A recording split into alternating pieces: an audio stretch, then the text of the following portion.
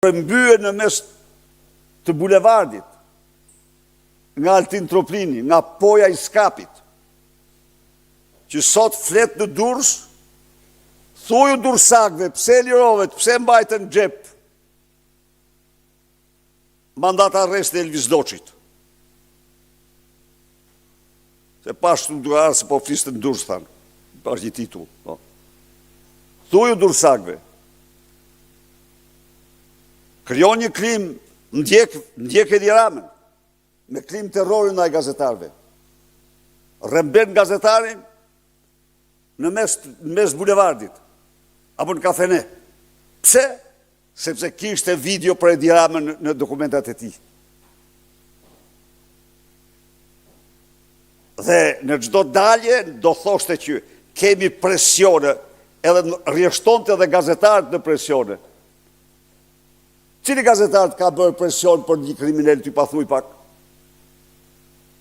Apo e qurën presion se kur denoncojnë dyshimet lidhjet e tua me krimin, dhe lidhjet e tyre me krimin, dhe këto i quajnë presion ata. Pra, një klim mafioze, të njëjtën gjë ka bërë me syrin, me Lapsin. Kur Lapsi publikoi të dhënat, listën e patronazhistëve, shtriu harxhart e tij të krimit mbi Lapsin. Pra, kjo është një klim në narkoshtet. Dhe kësaj klime i prin, e frymëzon, e udhëheq Edi Rama. Ndaj dhe i kërkoj me urgjencë të gjej autorin që ka kërcënuar gazetarin Osman Stafa. Se për Ranuçin po e gjejnë, u arrestuaj në Dubai, e morë vesh sinemati. Po ajo është tjetër, antimafia italiane është tjetër. Dhe pritet të zbardhet e gjithë skema, sepse u kërcënua, si u hull makinaner, gazetarit ku aty afër po kalon të vajza e tij.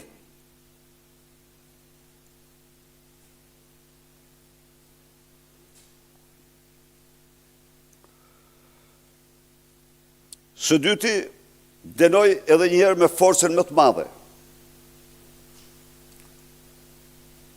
Si një akt të mirëfillt antikushtetues, ndërhyrjet brutale të Edi Ramës në gjykatën kushtetuese për mbrojtjen e vetes vetë në aparencë Ballukut. Në fakt, ai mbron veten e tij. Tani, më duhet të rikujtoj shqiptarve, por edhe atyre ndërkombëtarve të cilët janë të interesuar për të vërtetat në këtë vend. Në vitin 2011, në dhjetor të vitit 2011, apo, në fillim të janarit,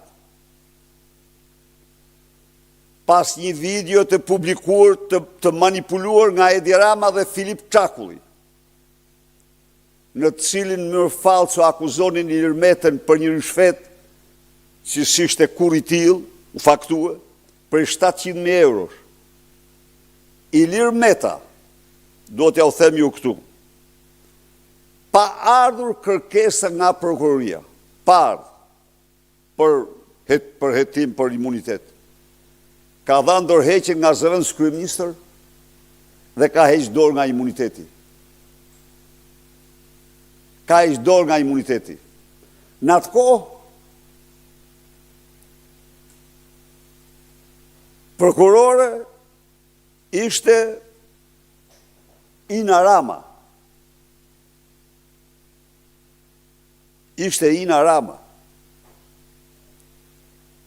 Dhe në rastin tjetër para Ilir Mec, Fatmir Mediu, ka dhënë dorëheqjen dhe heqjen e imunitetit. Lulzim Basha ka dorëzuar imunitetin. Ndërsa Lubi Balluku as nuk jep dorëheqjen, as nuk shkarkohet, si që shkarkova unë Ilir Usmajlin. Po, absolutisht, ju them ju, me dokumenta. Tjetër punë se në një akt njerëzie,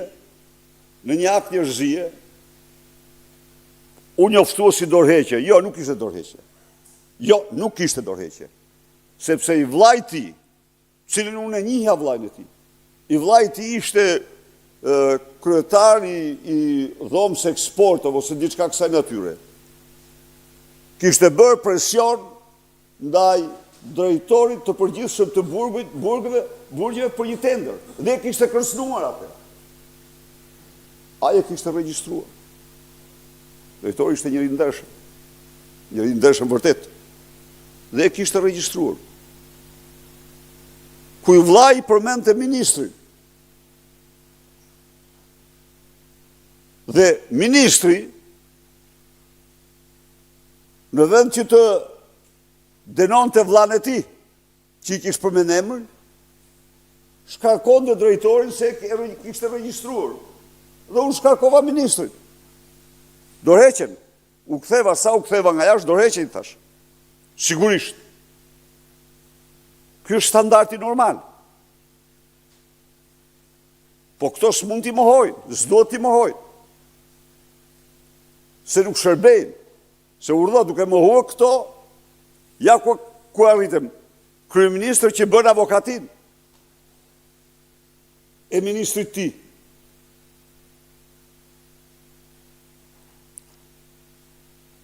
Gjykata kushtetuese është në ditën më të vështirë për shkak të presioneve, kërcënimeve të shumanshme. Deklaroj këtu gjithashtu se sipas disa dhënave për personeli asaj gjykate janë përdorur për kompromentim edhe video absolutisht të ndaluara për përdorim. Po, për t'u imponuar dorëheqje, për t'u imponuar largim. Se tani, me këto regjistrime që bën skapi, mund të ndodhë çdo gjë atyre. Por kjo që u them është e sigurt. A e ka bërë skapi, apo ka ndonjë manjak aty që vën kamera dhe regjistron, ato nuk i diu. Po janë përdorur. Ndaj dhe jam jashtëzakonisht sepse nuk ka asnjë bazë që ajo çështje të mbahet për shqyrtim. Ajo gjykat nuk refuzoi të shqyrtoj kërkesën e 30 deputetëve në rastin tim, duke thënë në mënyrë antikushtetuese se nuk legjitimohen në një kohë kur një nen i saktë i kushtetutës i u jep atyre pikërisht të drejtë. Dhe tani të legjitimojë Edi Ramën për të mbrojtur dosjen e vet. Është ditë e vështirë shumë sot. Shumë ditë e vështirë. Megjithatë, besimi im është tek qytetarë shqiptar. Së fundi,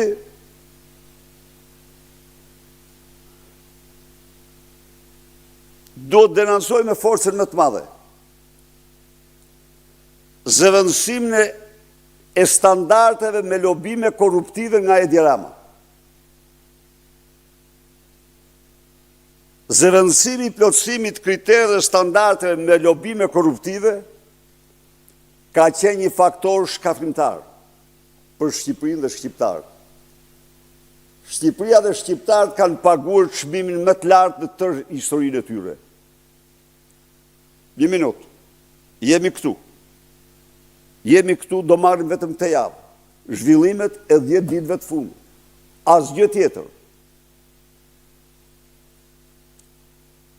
Zëvendës kryeministrja shndron Këshillin e Ministrave në zyrë avokatie për korrupsionin e saj, në fakt të Ramës, po të saj.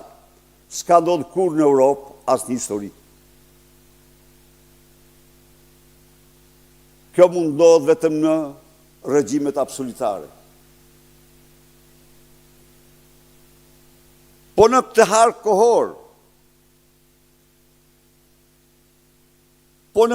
kohor, Edi Rama kalon amnistin fiskale për të cilën partnerët ndërkombëtar në unison ishin kategorik kundër si një mas që kërcënonte dhe sigurinë e vendeve të tyre. Dhe që duhet pranojmë këtu se brenda një jave Komisioni Evropian ka reaguar 2 herë për këtë mas, për këtë amnisti kundër dhe administrata e Shteteve të Bashkuara. Por Edi Rama nuk pyet.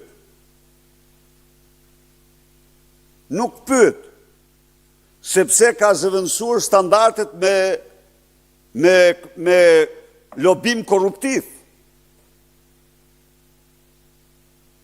Së treti, një proces instaluar prej